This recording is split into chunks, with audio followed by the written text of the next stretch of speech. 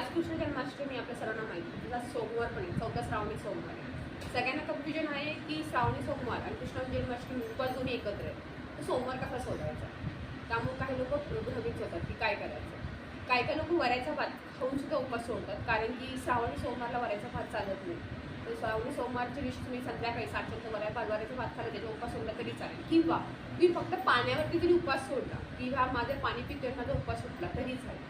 तर दोन्ही पद्धतीपैकी तुम्ही कोणती पद्धत आवडली तुम्ही घेतली तरी चालेल. कारण की उपवास तुम्हाला सोडायचा, श्रावणी सोमवार सोडा, तुम्हाला कृष्ण जन्माष्टमी नाही सोडायची. कृष्ण जन्म रात्री 12:39 होतो, हे लक्षात ठेवा. त्यामुळे तुम्हाला जो उपवास सोडायचा तुम्हाला 1 वाजता सोडायचा किंवा दुसऱ्या दिवशी सकाळची आपण एकादशी सोडतो दुसऱ्या दिवशी तसा उपवास सोडायचा. तुम्ही संध्याकाळी उपवास सोडला तुम्ही आज, तर तुमची कृष्ण जन्माष्टमीचा उपवास लागू पडणार नाही. पण मी म्हणेन कृष्ण जन्माष्टमी नक्की धरा, कारण की हा वर्षातून एकदाच येतो आणि खूप चांगला संयोग आला आहे, त्यामुळे हा उपवास नक्की करा.